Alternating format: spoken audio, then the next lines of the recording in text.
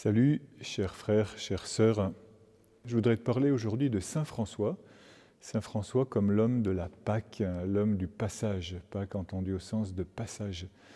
Parce que François a vécu des passages pendant toute sa vie et je voudrais peut-être t'aider, comme François m'a aidé à moi aussi, à vivre les passages que tu dois opérer dans ta vie, les transformations, les améliorations, ces passages qui passent de notre vie normale à une vie divine, à une vie surnaturelle.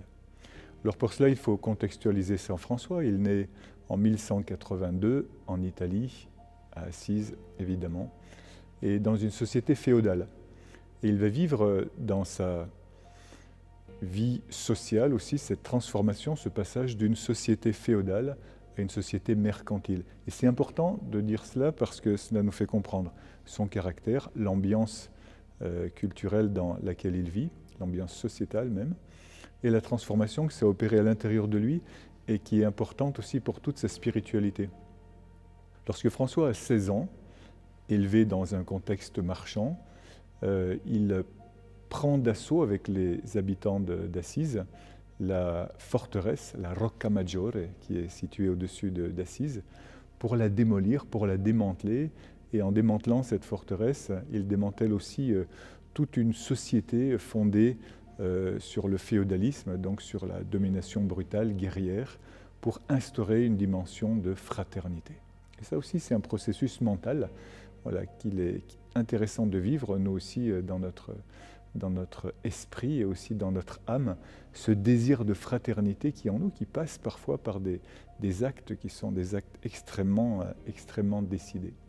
Cet élan marchand, mercantile, fraternel lui avait aussi été donné, impulsé par son père, puisque à sa naissance, son père va changer son nom de Jean Giovanni, qu'il devait porter par le nom de François, Francesco, le petit français, parce que le papa de Francesco veut faire des échanges commerciaux entre l'Italie et la France. Donc là aussi, transformation.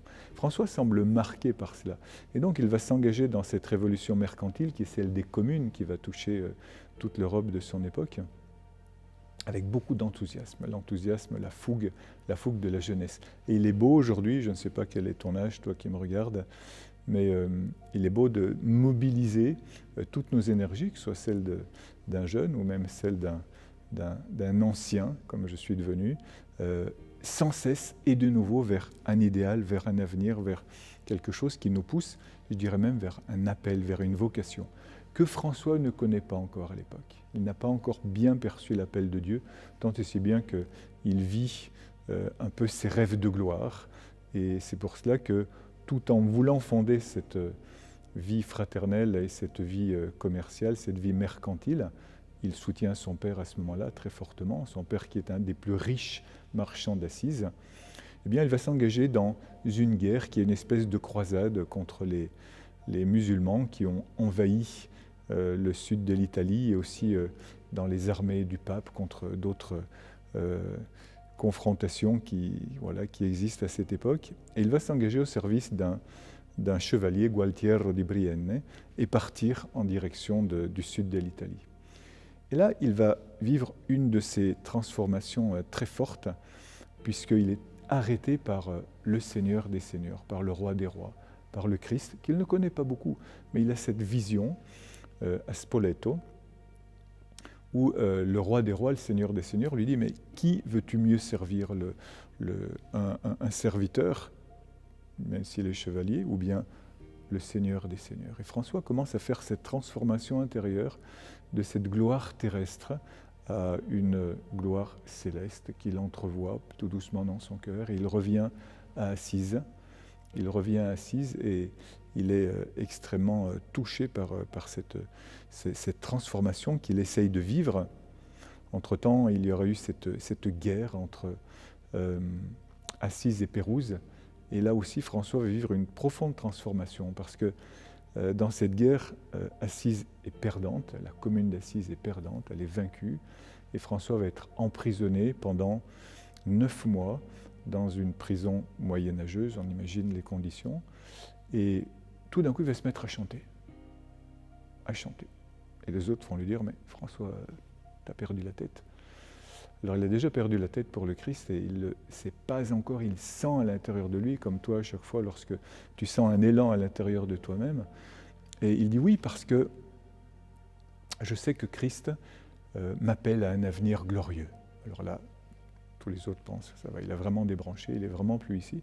Et ça aussi, la transformation intérieure, elle fait que parfois tu dois aussi te couper de ceux qui sont autour de toi parce que tu ne suis plus les chemins des autres, tu suis ton chemin à toi. Et ça, c'est extrêmement important. Pourquoi tu peux le suivre? Parce que tu es branché à la fois sur Dieu et sur l'intérieur de toi-même, tout en écoutant les attentes des autres, mais pour aller dans le sens, non pas d'une attente mondaine, mais dans ce que Dieu te demande de faire intérieurement. Et donc, revenu à Assise, François est très malade, et en même temps, il va vivre cette autre transformation qui est une transformation esthétique. C'est-à-dire que François, jusqu'à présent, est vraiment un amoureux de la beauté. Donc il aime la nature, il aime le chant, il aime la beauté féminine. Mais tout d'un coup, il va se mettre à admirer la beauté parce que de l'intérieur, il va comprendre quel est l'auteur de la beauté, que cette beauté est Dieu. Et il va voir la nature animée, il va voir la nature habitée, il va voir la nature créée par Dieu. Donc une nature qui est déjà surnaturelle. C'est le fondement de l'écologie chrétienne. Et le pape François, lorsqu'il en parle aujourd'hui, sait très bien quelles sont ses racines. Voilà, et cette écologie chrétienne qui va toucher dans la pensée de pape François tout, depuis la feuille de l'arbre jusqu'à la vie humaine dans tous ces domaines. François va vivre cela intérieurement. Et puis il va vivre aussi d'autres passages petit à petit. Il est considéré le roi de la fête, il est très mondain, encore. Et peut-être toi aussi tu te sens tiraillé entre les amis qui t'appellent, entre des obligations parfois professionnelles et en même temps tu sens que tu n'es pas vraiment là. Et François il vit cela aussi, c'est-à-dire qu'il est le roi de la fête, donc on l'a élu comme cela, y compris parce qu'il a beaucoup d'argent, beaucoup d'imagination. Et puis à la fin d'une de ces fêtes, une de ces soirées, rien de nouveau sous le soleil comme aujourd'hui, il sort, ses amis sont dans la rue, il braille, ils hurlent. Et François, lui, par contre, reste derrière parce qu'il vit une effusion de l'esprit. Peut-être que là, c'est son plus grand baptême dans l'esprit. Il y en a eu beaucoup, des successifs, des effusions de l'esprit qu'il va vivre parce que tous ces passages sont autant d'effusions de l'esprit. Jusqu'au moment final, au moment de sa mort. Mais déjà à ce moment-là, il vit cette transformation où la fête humaine ne l'intéresse plus. Et il est cloué au sol et il dira, même si on m'avait coupé en petits morceaux, j'aurais pas pu aller de l'avant. Donc c'est ce passage d'une sensation intérieure fondée justement sur le feeling, fondée sur les goûts humains, à quelque chose d'intérieur qui l'attire. Et alors François va vivre ensuite ces autres transformations. Ce dégoût des lépreux qu'il avait. Je ne sais pas quelles sont les catégories sociales ou quelles sont les personnes qui te dégoûtent, mon frère, ma sœur. François avait cela aussi, à l'époque c'était les lépreux qui étaient rejetés hors de la ville, rayés des fiches d'état civil de la ville, rejetés à l'extérieur. Et François, à chaque fois lorsqu'il voyait ces gens-là, il se bouchait les narines, il fuyait à cheval ou à pied loin de ces gens-là, sauf le jour où il rencontre un de ces lépreux, il descend de cheval et il embrasse ce lépreux. À ce moment-là, il dit tout ce qui était amer me fut transformé en joie. Pourquoi? Parce qu'il écoute à l'intérieur de lui-même cet appel le plus profond. Et donc, il va vivre même un changement au niveau de ses goûts, de ses sensations personnelles. Une autre de celles-ci, cela va être lorsque il va se mettre en ayant rendu tous ses vêtements à son père, en ayant changé son statut social de marchand à un statut minable de mendiant, rejeté de tous et en même temps admiré intérieurement de tous. Et toi aussi, lorsque tu suis ton chemin, sois bien sûr que tu vas semer des graines qui plus tard vont produire beaucoup de fruits. À la fin de sa vie, François aura 5000 frères, plus les sœurs, plus les membres du tiers-ordre franciscain. Et François va passer ainsi de cette gloire, de ce statut social à cette vie intérieure qui va faire que lorsqu'il va devoir mendier sa nourriture, il va être profondément au début dégoûté de ce qu'il va recevoir dans son écuelle en bois parce que tout le monde lui met des restes évidemment. Quand je dis tout le monde, c'est-à-dire ceux qui lui donnent, parce que beaucoup le rejettent et se moquent de lui. L'ancien chevalier, l'ancien roi de la fête qui maintenant vient mendier. Et il vit ce changement intérieur aussi par rapport au regard des autres, tellement important. Et François, en goûtant et en se forçant à manger ses restes, alors qu'il a été élevé dans la soie, va sentir cette transformation de nouveau, et il va dire, à ce moment-là, ce que je goûtais avait la saveur d'un électuaire, c'est-à-dire la chose la meilleure qu'on pouvait imaginer à l'époque, parce que c'était l'électuaire, un médicament, voilà, fait en fortifiant, pour mieux dire, fait de pâte d'amande, de miel, de toutes choses extrêmement, extrêmement délicieuses. Tu vois, François va vivre cette transformation, encore une fois, même de ses goûts au niveau intérieur. Et ainsi, alors qu'il était profondément perdu dans la dimension de l'Église, une Église qu'il ne goûtait plus parce que c'était une Église, elle aussi, fondée sur un système féodal, pyramidal, dans une société en mutation qu'il ne comprend plus, dans ce dégoût d'une vie professionnelle qui ne le remplit plus. Et je pense que ça touche beaucoup d'entre vous. Eh bien, tout d'un coup, il va trouver cette unité en lui-même avec le Christ. Le jour où il arrive dans une église toute délabrée, en cherchant intérieurement, en creusant à l'intérieur de lui, ce sens, ce goût, ce désir, cette course profonde au sens de la vie, il se met devant le crucifix, ce qu'on appelle ensuite le crucifix de Saint-Damien, puisque c'était dans l'église de Saint-Damien. « Seigneur, que veux-tu que je fasse ?» Et c'est là où le Christ crucifié lui répond. François l'entend, le voit lui répondre, « Va et répare mon église. » Et là, tout ce délabrement intérieur reprend son sens. Et il comprend que cet appel est là. C'est-à-dire qu'il passe du non-sens au sens de la vie, à un appel profond. Et ainsi de suite, beaucoup de transformations intérieures où il va passer aussi de la solitude à la fraternité. Parce que cet idéal de fraternité qu'il n'a pas trouvé dans les communes, parce que tout de suite il a été perverti par l'argent, il va le trouver dans d'abord la fraternité avec le Christ, mais qui va passer par un passage à vide. Il va être tout seul. Et toi aussi, tu vas passer ces moments de solitude intense, parce que plus personne ne te comprend, jusqu'au moment où François va avoir un premier compagnon, un deuxième, un troisième, un quatrième, jusqu'à en avoir une douzaine, et à ce moment-là, lorsqu'il en a une douzaine, il va aller voir le pape. C'est-à-dire que jusqu'à présent, la vie religieuse était une vie uniquement monastique à l'intérieur du monastère. François sort de ce confinement religieux qui a son sens et encore aujourd'hui toute sa valeur, pour vivre aussi autre chose de complémentaire qui est d'aller annoncer l'évangile sur les routes. Il va recevoir cette autorisation et ainsi il va vivre et faire vivre au christianisme tout entier une profonde transformation à travers la mission.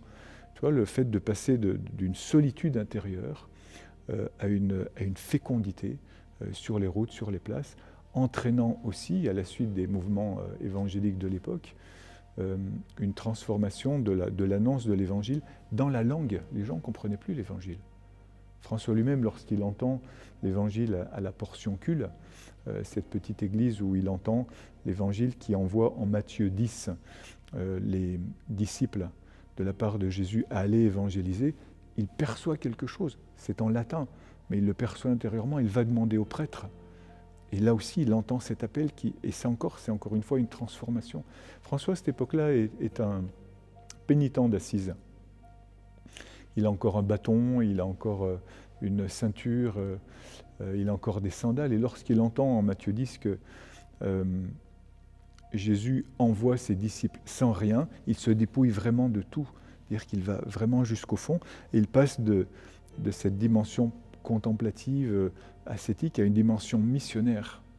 Mais aussi il saisit ce que jusqu'à présent bien peu avaient saisi, c'est-à-dire que cet appel à la mission est dans la puissance. Et il entend fort bien qu'il est dit « guérissez les malades, chassez les démons, ressuscitez les morts », ce qu'il va faire. C'est-à-dire qu'il va transformer l'évangile d'un simple souvenir ou d'une éthique ou d'une observance morale, spirituelle, avec tout ce qu'elle a de bon, à l'évangile à la lettre. Et frères, sœurs, c'est un appel aussi pour toi, c'est un appel pour chacun d'entre nous, cette profonde transformation, cette Pâque d'un évangile statique à un évangile vivant, d'un Jésus de l'histoire à un Jésus de mon histoire aujourd'hui. Il y aurait beaucoup d'autres transformations encore à mettre en évidence dans la vie de François. Et ce passage souvent de cette tristesse parce qu'il était passé d'une profonde dépression à une joie, cette joie parfaite. Joie parfaite, François est l'homme de la joie parfaite. Lorsqu'il contemple Jésus crucifié et ressuscité, il vit cette Pâque permanente à l'intérieur de lui, comme toi. Et c'est l'appel de ton baptême. François est l'homme crucifié et ressuscité, comme Jésus. Jésus, quand il est ressuscité, il a encore les stigmates. François reçoit lui aussi les stigmates en 1224, 2 ans avant sa mort. Et donc il est l'homme crucifié jusque dans sa chair, il y a une transformation physique dans sa chair. Et pourtant c'est l'homme de la joie parfaite, c'est l'homme déjà ressuscité. Et toi aussi tu es appelé à vivre cet appel intérieurement jusqu'au moment de la Pâque suprême, celle de la mort de Saint François, lorsqu'il meurt à la Portiuncule en 1226, lorsqu'il meurt en chantant. Pas beaucoup de personnes qui meurent en chantant. Je te souhaite de mourir en chantant, frères, sœurs, comme Maximilien Kolbe dans sa prison. Mourir en chantant et en faisant chanter les autres, c'est-à-dire en les entraînant vers cet élan. Alors je voudrais terminer en disant que cette profonde transformation intérieure a transformé toute son époque. Elle a transformé l'Italie, elle a transformé l'Europe de son époque. Parce que François a évangélisé, il a pacifié toute l'Italie qui était envahie par les musulmans, envahie par les sectes, sans armes, sans rien, avec la force de la prédication basée sur l'Évangile et une profonde transformation intérieure manifestée aussi à l'extérieur par un style de vie. Il a transformé cette compréhension de l'Évangile et cette annonce de l'Évangile avec puissance, c'est-à-dire qu'en vivant profondément l'Évangile tel qu'il était à la lettre, cela veut dire avec la fécondité de la parole. Il a transformé aussi la vie de tellement et de tellement de gens, de millions de personnes. Ici, on est à côté de la bannière du tiers-ordre franciscain, par exemple, où François a touché des millions et des millions de laïcs dans l'ordre franciscain séculier, le tiers-ordre franciscain. Tu vois, ça c'est une bannière de procession que l'on portait auparavant dans les rues de la ville de Bruxelles, et qui aujourd'hui renaît ici au couvent Saint-Antoine par exemple et dans beaucoup d'autres endroits avec des jeunes et des gens de tous âges, jeunes et vieux se réjouiront ensemble toujours avec François. Frères, sœurs, je te souhaite cette profonde transformation intérieure, que tu te laisses toucher comme François par l'Esprit de Dieu, par l'Esprit de Jésus-Christ vivant. Et tu vas toi aussi avoir une fécondité qui va dépasser le temps, parce qu'aujourd'hui François continue de nous rejoindre dans la communion des saints. Et je veux chanter cette antienne antique qui est dédiée à Saint François d'Assise, qui parle de cette transformation, qui dit en particulier « Conduis-nous de cette terre au royaume des cieux ». Non pas dans un demain, dans un aujourd'hui. Conduis-nous aujourd'hui, François, nous prions avec toi pour que tu nous conduises là où tu es maintenant, dans cette communion des saints, à vivre aujourd'hui cette transformation de l'homme ancien à l'homme nouveau. Et si moi je la vis, frère, si toi tu la vis, eh bien nous allons entraîner tellement et tellement d'autres à la vivre. Et c'est ce qu'eux-mêmes ils attendent, peut-être sans le savoir, mais tu vas réveiller en eux cette conscience et cette attente de la transformation. Je vais chanter cette antienne. Salve sancte pater, patriae lux, forma minorum, virtutis speculum, rectivia regula morum, carnis ab exilio, duc nos adregna polorum.